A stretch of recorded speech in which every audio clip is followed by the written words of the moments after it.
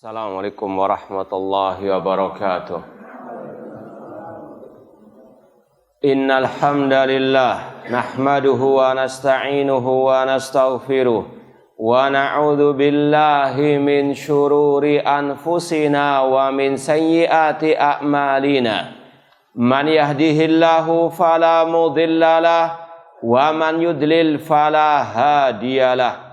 Ashhadu an la ilaha illallah wahdahu la syarikalah wa ashhadu anna Muhammadan abduhu wa rasuluh. Amma ba'd.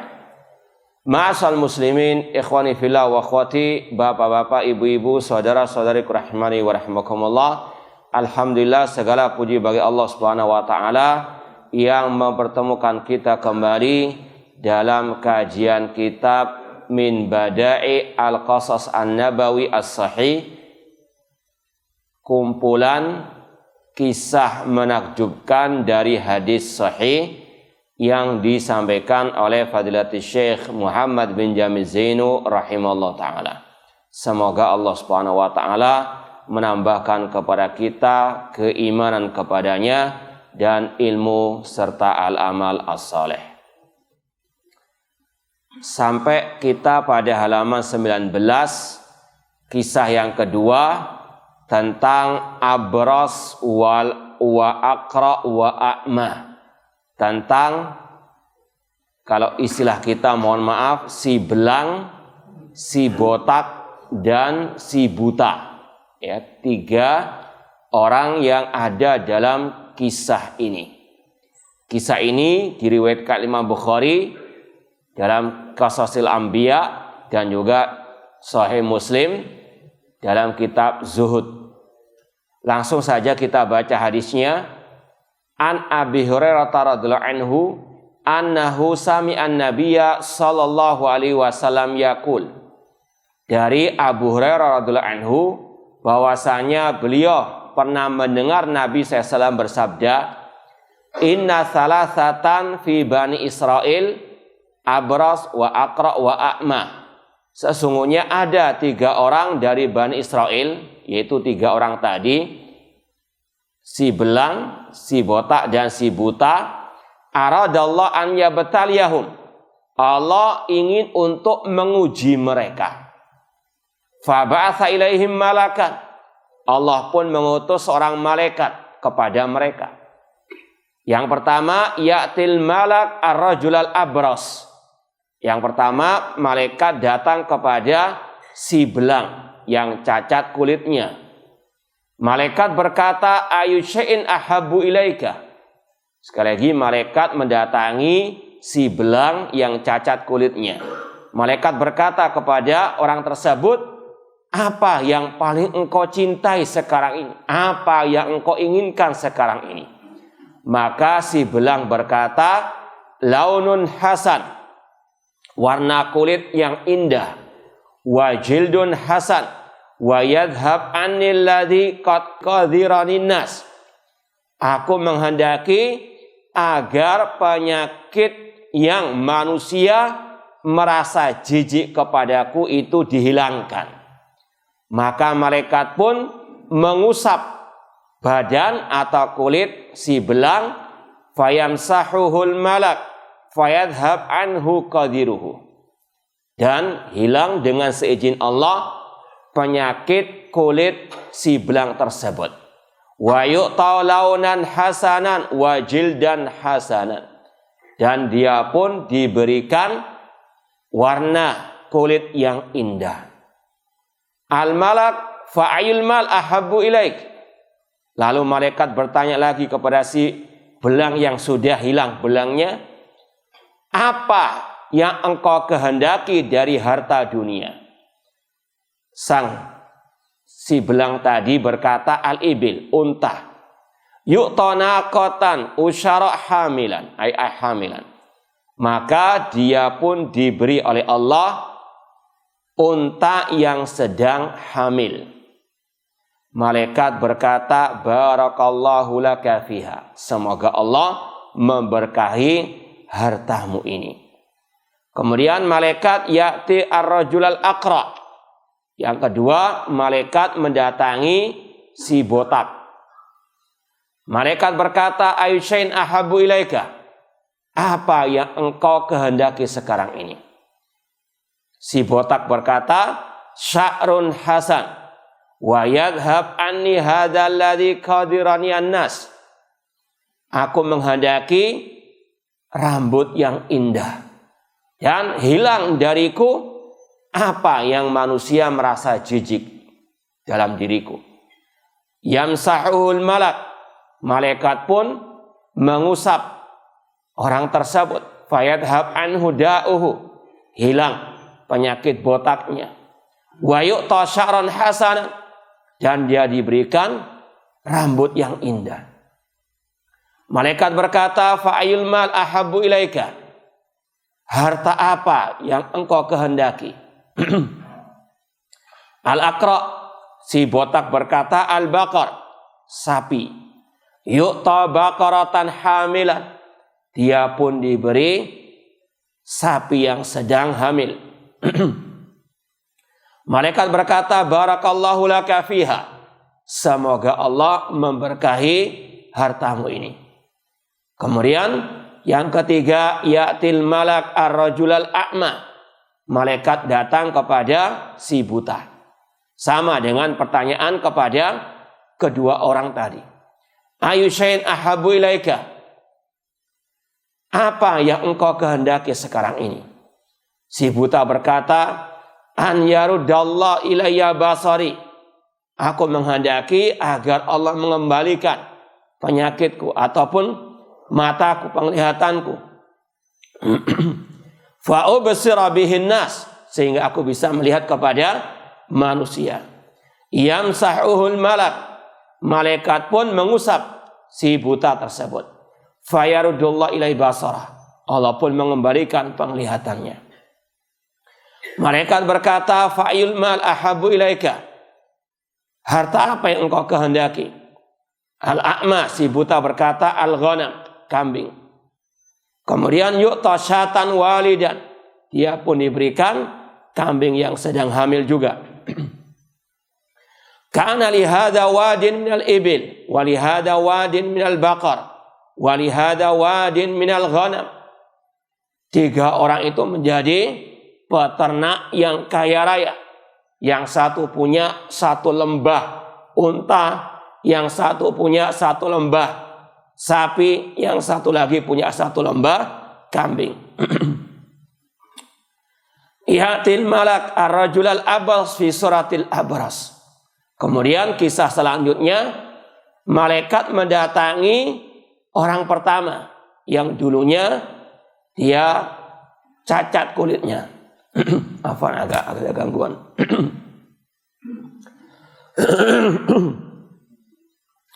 Kemudian malaikat berkata, rajulun miskin, aku adalah orang miskin. Qarin qata'at bil al-hibal fi safari, aku kehabisan bekal dalam safarku. Fala balagha lil yaum illa billah, tidak mungkin aku bisa sampai ke tempat tujuanku pada hari ini kecuali dengan pertolongan Allah, kemudian dengan pertolonganmu. As'aluka billadhi a'taka al-launal hasan wal jildal hasan wal mal, aku minta kepadamu Allah yang telah, aku memohon kepadamu dengan menyebut nama Allah yang telah memberikanmu kulit yang indah, harta, serta unta tadi. Ataballah alaihi fi safari, yang dengannya aku insya Allah bisa sampai ke tempat tujuanku. Al-abras, orang yang dulunya belang, berkata, al-huquq katsiratun, masih banyak kebutuhanku. Artinya tidak mau memberi. Malaikat pun berkata, ka'ani a'rifuka, seolah-olah aku ini pernah mengenalmu. Alam takun abras yakdzirukan nas, bukankah engkau dulu itu si belang yang manusia jijik melihatmu? Faqiran fa'atakallah, bukankah dulunya engkau itu miskin fakir, lalu Allah memberikanmu kekayaan. Si belang mengatakan, innama waristu hadzal mal kabiran an kabirin. Aku mewarisi harta ini dari nenek moyangku. Kemudian malaikat berkata, in kunta kadziban fasayyarakallahu ila ma kunta. Jika engkau berdusta, Allah akan kembalikan keadaanmu. Jadi miskin, jadi si belang. Tsumma ya'til malak ar-rajul al-aqra fi suratil Aqra. Kemudian malaikat mendatangi orang yang kedua tadi, si botak. Sama yang dengan diucapkan yang pertama tadi, aku adalah orang yang miskin. Bekalku habis di perjalanan. Tidak mungkin aku sampai kepada tujuanku pada hari ini kecuali dengan pertolongan Allah, kemudian dengan pertolonganmu. As'aluka billadzi a'taka syar'al hasan wal mandar hasan wal mal. Aku mohon kepadamu dengan menyebut nama Allah yang telah memberikanmu rambut yang indah, harta, sapi untuk aku bisa sampai kepada tujuanku. Sama dengan jawaban orang pertama tadi, si botak mengatakan al-huquq katsiratun.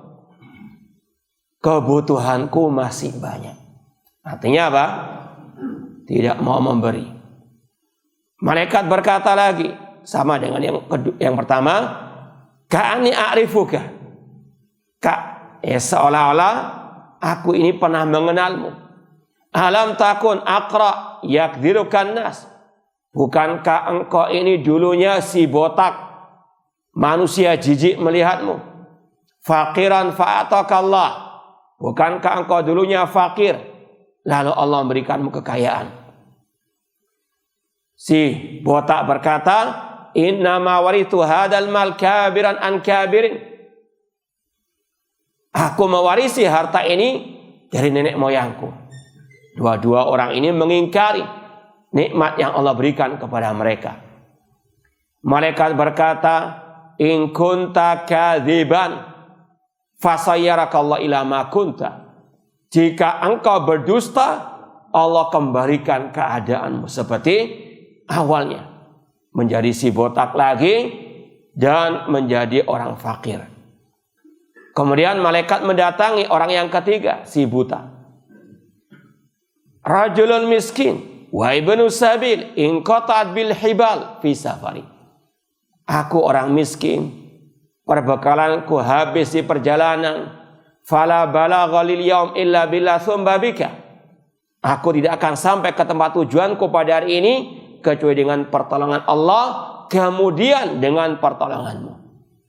As'aluka billadzi radda 'alaika basarak syatan atabalagh biha fi safari. Aku mohon kepadamu dengan menyebut nama Allah yang mengembalikanmu atau yang mengembalikan penglihatanmu. Aku minta seekor syah, kambing. Ini tadi afan. Sama dengan yang pertama kedua, malaikat minta kepada yang pertama unta, yang kedua minta sapi, dan yang ketiga minta kambing untuk sampai kepada tujuan safarnya. Si buta berkata, qad kuntu a'ma. Dulu aku buta. Faradallahu ilayya basari. Lalu Allah mengembalikan penglihatanku. Fakhud ma syi'ta wada ma syi'ta. Silakan ambil yang kau kehendaki, tinggalkan yang kau kehendaki. Ini beda dengan yang pertama dan yang kedua. Ini yang mau memberi, ini yang tahu rasa syukur kepada Allah.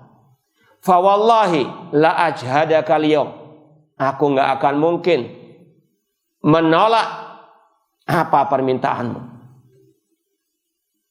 Fa wallahi la ajhadaka al-yawm bi syai'in akhadtahu lillahi azza wa jalla.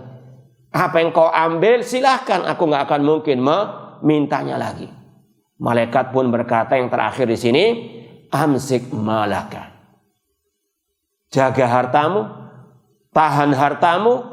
Fa innama ubtulitum, sesungguhnya kalian hanya diuji oleh Allah. Faqar radhiyallahu anka, Allah ridho kepadamu, wahai orang yang dulunya buta. Wa sakhita ala sahibaik, namun Allah murka atas dua sahabatmu, yaitu siapa? Si belang dan si. Nah, ini akhir kisah tiga orang ini. Sekali lagi, hadisnya ada dalam Sahih Bukhari, Sahih Muslim. Langsung saja kita baca min ibratil qissa wa fawaidiha. Di antara pelajaran-pelajaran, faedah-faedah yang bisa dipetik dari kisah ini. Yang pertama kata Syekh Muhammad bin Jamil Zainur rahimahullah, ikhtibarullah li'ibadihi sunnatullah fi ardihi. Allah menguji hamba-hambanya, ini merupakan sunnatullah di atas muka bumi ini. Dunia darul ibtila. Kata para ulama, dunia itu tempat ujian. Apalagi bagi orang yang beriman.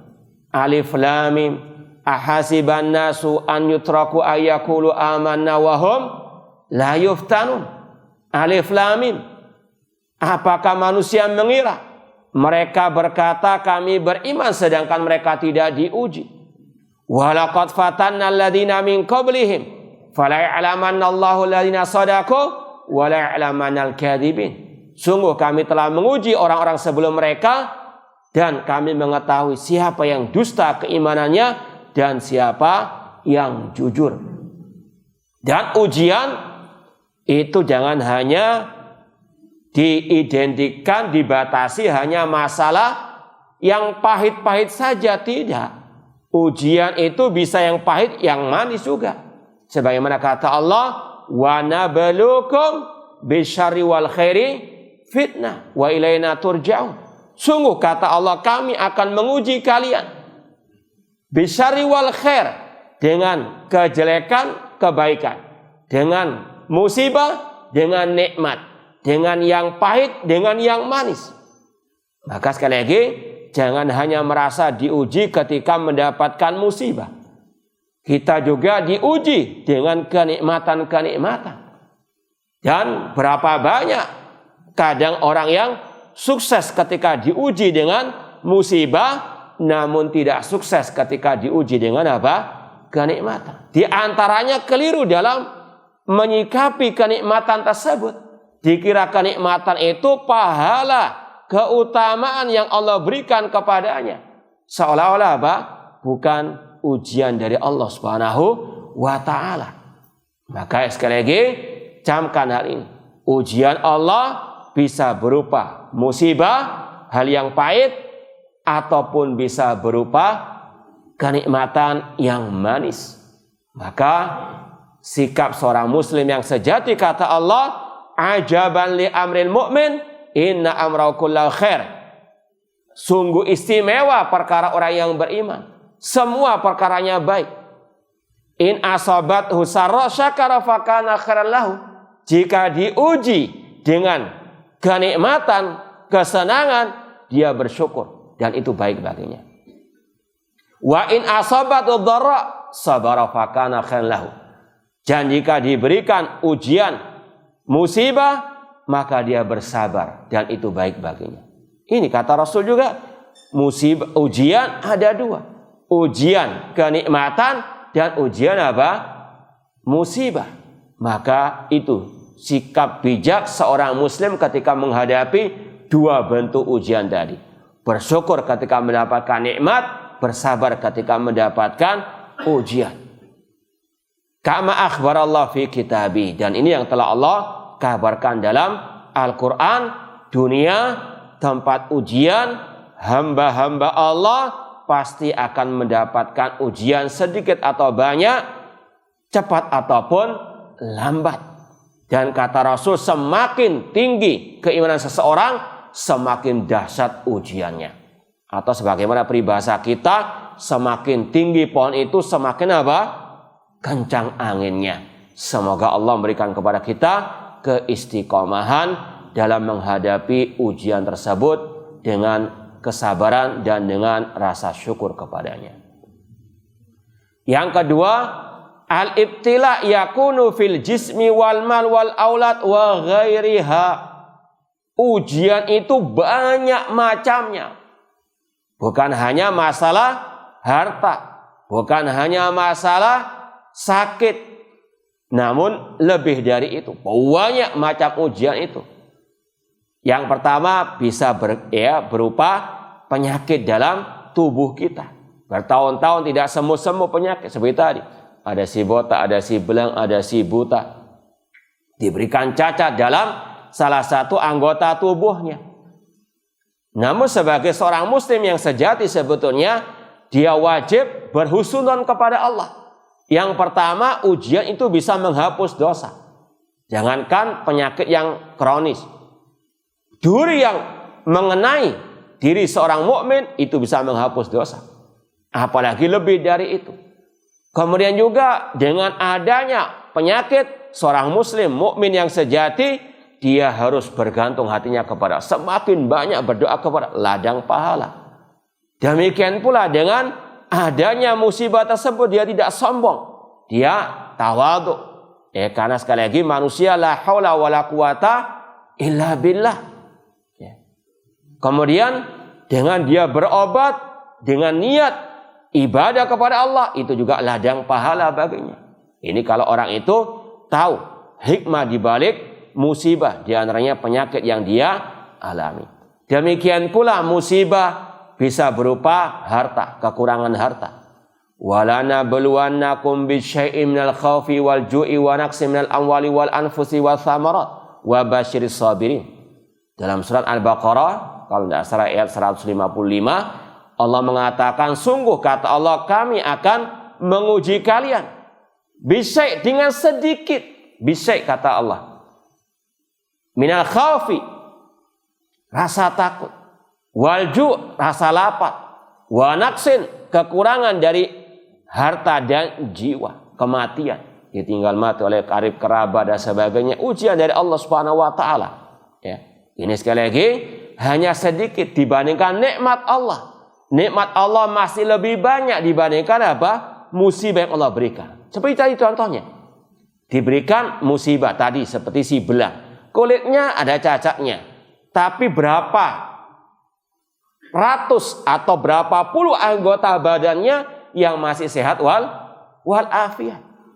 Tadi si botak hanya diberikan musibah berupa apa? Cacat di rambutnya.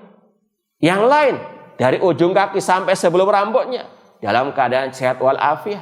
Si buta matanya yang sakit, namun yang lainnya masih sehat wal afiat. Ini kalau mau dibandingkan antara nikmat Allah dengan musibah, masih banyak apa? Nikmat Allah. Cuma memang kebanyakan manusia, kata Allah, wa qalilun min ibadiyas syakur. Sedikit dari hamba-hambaku yang bersyukur. Ya, sekali lagi kita berdoa semoga Allah menjadikan kita sebagai hamba-Nya yang selalu bersyukur kepadanya. Apalagi kata para ulama, di antara nikmat Allah yang paling besar, nikmatut tauhid. Nikmat kita bisa mengetahui tauhid, bisa berpegang teguh dengan tauhid, yaitu mengesahkan Allah dalam ibadah. Ini nikmat yang pertama dan yang paling utama dalam diri seorang mukmin, mukminah, muslim, muslimah. Sebagaimana kata seorang ulama salaf, "Tama'an amallahu nikmatan ala abrin mal ibad a'zama min an arrafahum la ilaha illallah." Tidak ada nikmat yang Allah berikan kepada hambanya yang lebih agung, yang lebih besar daripada Allah memahamkan mereka tentang at-tauhid. Ini sekali lagi nikmat yang wajib untuk kita terus pertahankan, terus kita istiqomah di atasnya. Kemudian wal aulad, musibah bisa berupa anak ditimpa sakit atau ditimpa kenakalan sebagainya. Ini ujian dari Allah. Sebagaimana kata Allah dalam surat At-Taghabun, innama amwalukum wa auladukum fitnah. Sesungguhnya harta kalian, anak-anak kalian adalah fitnah, ujian. Ya. Maka sekali lagi, ujian banyak macamnya. Diuji dengan tetangga yang jahat, yang jelek, ya. Diuji dengan teman yang jahat, teman yang munafik dan seterusnya. Ujian dari Allah Subhanahu wa taala. Maka wajib bersabar. Makanya Syekh Ibrahim Ar-Ruhaili hafizallahu taala ketika pengajian beliau banyak istilahnya boikot oleh sebagian orang yang hasad, iri dan dengki kepada beliau. Kata beliau, dalam menghadapi musibah itu, kata beliau ada dua sikap. Yang pertama sikap bersabar, yaitu dijauhi oleh orang-orang yang hasad, iri dan dengki. Banyak manusia-manusia yang ikut terprovokasi juga. Bersabar, karena ini ujian. Apalagi ketika menyuarakan kebenaran, dimusuhi oleh banyak orang. Ini resiko menyampaikan kebenaran, harus bersabar. Kemudian dari sisi yang lain, bersyukur. Kenapa? Dijauhi oleh orang jelek. Biar yang jelek itu menjauh dari kita, tidak ada masalah. Alhamdulillah, bersyukur. Sejauh-jauhnya sudah. Maka apa? Jangan terlalu bersedih. Kalau ditinggal oleh beberapa orang yang mungkin dulunya dekat dengan kita. Kita malah bersyukur. Karena apa? Kita enggak ketularan mereka. Sebagaimana kita dijauhkan dari virus corona. Alhamdulillah. Semoga Allah menjauhkan kita dari segala bentuk kejahatan dan segala bentuk penyakit. Yang ketiga, al-malaikatu tatasawwar ahyanan ala hayatil bashar. Malaikat terkadang bisa berubah bentuk menjadi manusia, tentunya dengan seizin dari Allah. Karena malaikat la ya'sunallaha ma amarahu wa yaf'aluna ma yu'marun. Mereka tidak pernah berbuat maksiat kepada Allah dan mereka senantiasa melaksanakan apa yang Allah perintahkan. Wa tatakallam, mereka juga berbicara dengan manusia. Coba contohkan dalam hadis yang lain. Kisah malaikat berubah menjadi manusia. Hadis Jibril yang masyhur. Yang lain ada? Ya, boleh juga. Yang lainnya, kisah Nabi Musa yang didatangi oleh malakul maut, kemudian ditempeleng karena malaikat maut mau mencabut nyawa Nabi Musa alaihissalam. Banyak sekali ya dalil-dalil tentang malaikat bisa berubah bentuk menjadi manusia dengan seizin dari Allah. Wa tamsah 'alal marid fayabra bi idznillah. Dan dalam kisah tadi, malaikat mengusap orang yang sakit dan sembuh dengan seizin dari Allah Subhanahu wa taala. Ini berkaitan dengan kewajiban kita mengimani malaikat Allah dan bahwasanya malaikat itu ada wujudnya. Namun mereka alamul ghaib, makhluk ghaib. Ya, mereka tidak bisa kita lihat kecuali kalau sudah berubah bentuk. Namun juga jangan halu istilahnya. Seperti dalam kisah sebagian orang yang haji umroh, ketika lihat orang yang tinggi besar, cakep, wah ini malaikat. Ya, kok tiba-tiba nggak ada? Ya iya, banyak orang, ya kerumunan banyak orang. Namun sekali lagi kita yakini malaikat ada wujudnya. Namun mereka alamun ghaibiyun. Nah, yang keempat, la syai'a habulil mubtala bil marad min dahabi maradi wa mu'afatihi. Tidak ada sesuatu yang lebih disukai oleh orang yang ditimpa musibah berupa penyakit daripada dihilangkannya penyakitnya. Ya. Orang dikasih sakit gigi, mungkin kalau diberi pilihan antara disembuhkan penyakitnya atau diberi mobil mewah, mungkin milih apa? Mungkin ya. Ini kalau masih standar seperti itu. Jadi antara diberikan harta, uang banyak dengan hilang penyakitnya, dia mungkin milih apa? Penyakitnya hilang, cekot-cekotnya hilang. Karena apa artinya? Harta yang banyak, uang miliaran misalnya, nggak bisa makan apa kalau sudah apa? Nah, sakit, apalagi yang lebih parah dari itu. Nasallahu ta'ala as-salamata wal afiyah. Makanya tadi malaikat ketika istilahnya ngetes 3 orang yang diberikan penyakit oleh Allah tadi, mintanya pertama kali dihilangkan apa? Penyakitnya. Ini ya wajar seseorang yang terkena sakit pertama kali ingin dihilangkan sakitnya tersebut. Semoga Allah menyembuhkan penyakit kita semuanya dan juga kaum muslimin. Yang kelima, Allahu alladzi yu'ti wa yamna. Allah lah yang bisa memberi dan bisa mencegah. Seperti dalam zikir yang kita baca selesai sholat. Apa itu bacaannya? Allahumma la mani'a lima a'tait wa la mu'tiya lima mana. Ya Allah, tidak ada yang bisa mencegah apa yang Engkau beri dan tidak ada yang bisa memberi apa yang Engkau cegah. Jadi seorang muslim muslimah ketika membaca zikir selayaknya dia paham isinya. Allahumma la mani'a, ya Allah, tidak ada yang bisa mencegah tidak ada yang bisa mencegah apa yang Engkau beri. Karena sudah Allah takdirkan si fulan dapat harta, meskipun satu dunia berusaha untuk menghalangi tidak mungkin bisa. Yakin dengan apa? Sabda Rasul tadi, zikir yang kita baca tadi, Allahumma la mani'a lima a'tait. Karena Allah ala kulli syai'in qadir, Allah yang mengatur alam semesta. Ini keyakinan seorang hamba kepada Allah Subhanahu wa ta'ala.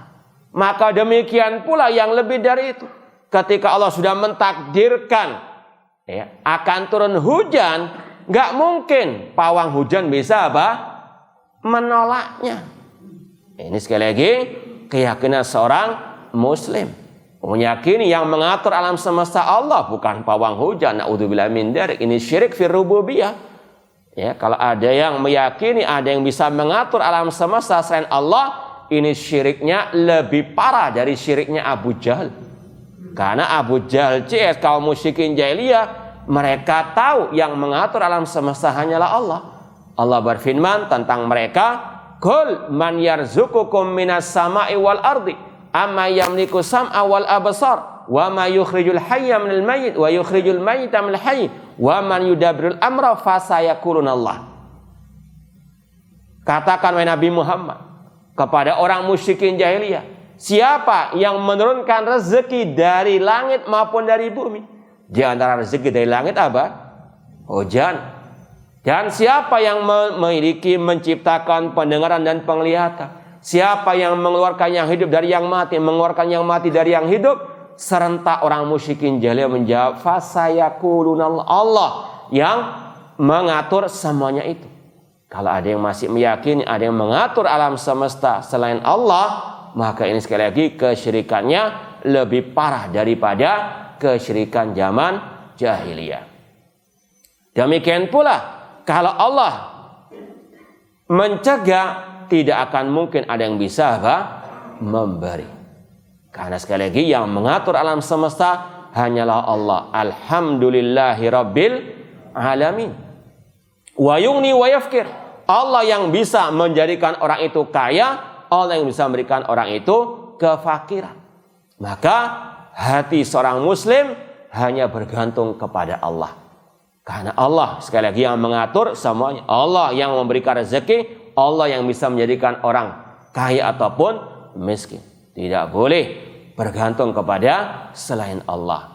Bitakdiri wa hikmatihi. Allah memberikan kekayaan dan sebagainya, memberikan kemiskinan, itu semuanya dengan takdirnya dan dengan hikmahnya.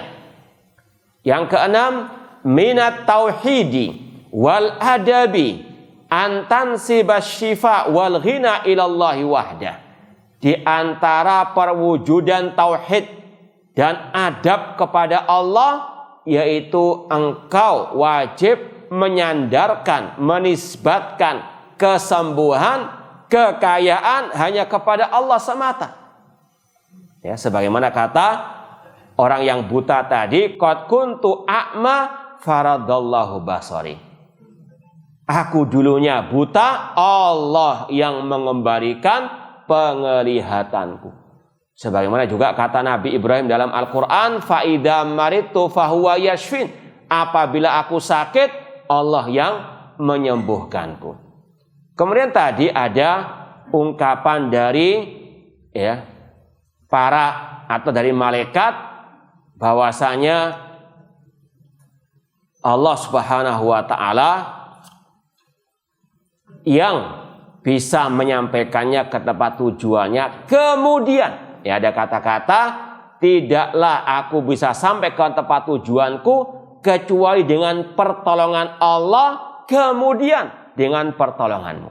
Ini juga termasuk adab kata Rasulullah SAW, bahwasanya kalau mau ditambahkan hanya pertolongan Allah, kemudian jangan pakai kata-kata apa? Dan karena ada unsur persamaan. Makanya malaikat menggunakan kata-kata apa? Summa, kemudian. Karena di situ ada urutan. Kalau dikatakan dan, seolah-olah apa? Menyamakan Allah dan hambanya. Maka ini juga bentuk at-tauhid. Karena Allah, kemudian karena pengobatan dokter saya sembuh, tidak ada masalah. Yang pertama sekali lagi menyandarkan semuanya kepada Allah. Namun kalau lebih terang lagi, hanya karena Allah kita sembuh dan seterusnya. Kemudian yang ketujuh, al-insanul jahil yabkhal waqtal ghina.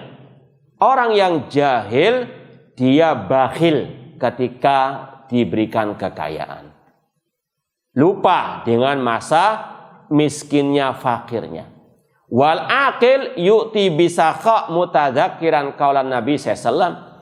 Adapun orang yang berakal, sehat tentunya, dia akan memberi dikala dia kaya seraya mengingat sabda Rasulullah SAW. Ini juga selayaknya untuk kita ingat terus sabda Rasul ini dalam Sahih Bukhari Muslim. Kata Rasul, "Ma min yaumin yusbihul ibadu fihi illa malakan yanzilan." Tidaklah seseorang ketika pagi hari kecuali akan didatangi malaikat. Ini harus kita yakini. Alam gaib kita nggak bisa melihat, namun yakini itu ada, itu terjadi. Setiap pagi malaikat mendatangi seseorang. Fayaqul ahaduma Allahumma ati munfiqan khalafan wa yaqulul akhar Allahumma ati mumsikan talafan. Malaikat yang pertama berkata, berdoa, ya Allah, berikan orang yang berinfak, bersedekah gantinya. Dan insya Allah doa malaikat apa? Makbul atau mustajab. Malaikat yang kedua mengatakan, ya Allah, berikan kepada orang yang bakhil kebangkrutan. Naudzubillah min dzalik. Mau pilih yang mana tuh? Didoakan malaikat yang pertama dan yang kedua. Maka banyak bersedekah. Yang kedelapan, ba'dul aghniya yansawna madiyahum al-faqir wa yaghdabun mimman yudzakiruhum bihi. Sebagian orang kaya dia mau melupakan masa lalunya yang fakir dan marah kalau ada yang mengingatkan kalau dia dulunya fakir. Gengsi kalau dulunya dikatakan fakir. Naudzubillah min dzalik. Tidak tahu, malu. Maka seorang harus betul-betul memahami apa yang telah terjadi dari masa lalunya untuk dia mensyukuri nikmat-nikmat Allah Subhanahu wa taala. Yang kesembilan, min syukrin ni'ma wa a'tal fuqara, man syakara ni'ma wa a'tal fuqara zadahallahu ghina wa baraka lahu wa man bakhila faqad arada nafsahu li zawalin ni'ma wa sakhitar rabbu al-qail la in syakartum la azidannakum wa la in kafatum inna adzabi lasyadid. Barang siapa bersyukur kepada Allah dan dia memberikan hartanya kepada para fuqara, Allah akan tambah kekayaannya. Mana qasad sadaqatun, mana qasad malun min sadaqah. Kata Rasul, tidak akan berkurang harta karena sedekah. Justru semakin akan Allah tambahkan barokah dari harta tersebut. Semoga Allah memberkahi harta kita dan kehidupan kita di dunia wal akhirah. Namun barang siapa yang bakhil, maka dia telah mengantarkan dirinya kepada kebangkrutan, kepada hilangnya nikmat Allah dan kepada kemurkaan Allah. Karena Allah berfirman, la in syakartum la azidannakum. Jika kalian bersyukur, aku akan tambah nikmatku atas kalian, dan jika kalian kafir atau mengkufuri nikmatku, sesungguhnya adabku sangat pedih. Naudzubillah min dzalik. Yang ke-10, ingkarun nikmah yajlibun niqmata wa yusabbibul syaqa. Mengingkari nikmat itu mendatangkan musibah. Mengingkari nikmat itu mendatangkan musibah, wa yusabbibu asyaqa, sebagaimana dalam ayat tadi. Yang ke-11, al-karam yajlibun ni'mah wa yadhhib bin niqmati wa yurdir rabb wal bukhl yajlibus su' wa yaskhitur rabb. Ini kurang lebih sama. bahwasanya kedermawanan merupakan bentuk syukur kepada Allah, dan itu akan menambah nikmat Allah dan menjadikan Allah ridha kepada orangnya. Namun sebaliknya, kebakhilan itu akan mendatangkan segala bentuk kejelekan dan mendatangkan murka Allah. Yang terakhir, al-mu'min yafi bima wa'ad wa la yabkhal. Orang mukmin yang sejati, dia menunaikan janjinya dan tidak bakhil. Wal munafiq yu'ahid wa ya'id. Adapun orang munafik suka mengobrol janji, walakin la yafi bi ahdihi, namun tidak mau menepati janjinya. Sebagaimana dalam hadis Rasul yang masyhur, ayatul munafik salasun. Tanda orang munafik ada 3. Idza haddatsa kadzab, jika berkata berdusta, wa idza wa'ada akhlaf, jika berjanji mengingkari, wa idza tumina khan, jika diberi amanah berkhianat. Semoga Allah menjauhkan kita dari sifat kemunafikan dan dari kejahatan orang-orang munafikin. Iya, ini yang mungkin bisa kita sampaikan. Kurang lebihnya mohon maaf. Kalau mungkin ada 1-2 pertanyaan silahkan. Kalau tidak ada kita tutup.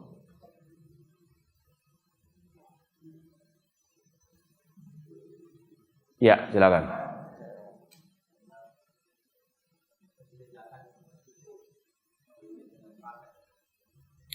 Iya, yang pertama kata Imam Ibnu Qudamah rahimahullah, di antara rukun syukur ada 3. Yang pertama, meyakini kenikmatan itu dari Allah. Wa ma bikum min nikmatin faminallah. Meyakini nikmat semua dari Allah. Yang kedua, mengucapkannya dengan lisan, alhamdulillah saya dapat harta misalnya. Ya. Namun sekali lagi kembali kepada keyakinan. Kepada apa? Innamal amalu bin. Iya. Masalah ini hanya Allah yang tahu. Kemudian orang itu, dia menceritakan nikmat Allah ini karena apa? Karena motivasi bersyukur atau karena menyombongkan, membanggakan diri? Yang pertama berkaitan dengan apa? Tadi, innamal amalu bin niat. Karena memang Allah memerintahkan, wa amma bi ni'mati rabbika fahadis. Adapun tentang nikmat Allah maka ceritakan. Ya, ini sekali lagi pertama kali berkaitan dengan niat. Untuk apa dia ceritakan itu? Apakah karena bersyukur atau karena untuk menyombongkan diri?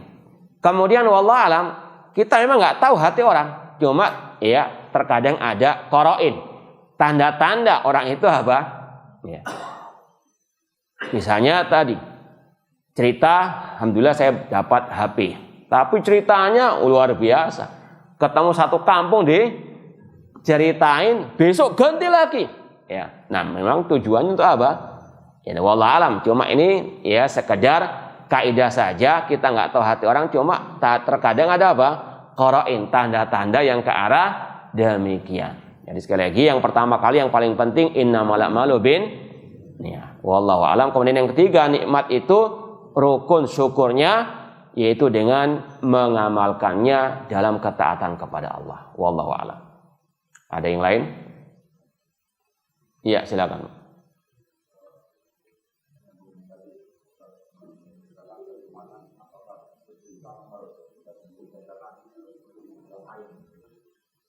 Ya, yang paling utama tadi, kalau kita bersyukur menceritakan nikmat tersebut. Cuma kata para ulama juga, jangan cerita kepada orang yang hasad, iri dan dengki.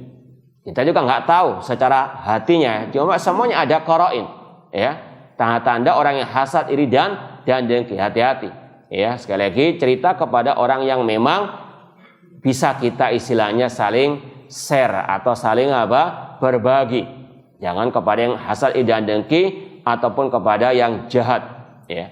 Kemudian tadi mana yang lebih utama, disembunyikan atau tadi tergantung kepada siapa kita mau berkata. Kalau kepada orang hasad, sembunyikan. Ya, orang misalnya kita cerita kepada pembegal harta kita, mungkin mau malah dirampas dan seterusnya. Maka lihat kepada siapa kita berbicara. Kemudian secara asal, hukum secara asal lebih baik diceritakan. Ya, sebagaimana dalam riwayat yang sahihah Rasul mengatakan innallaha yuhibbu an yura atharu nikmati.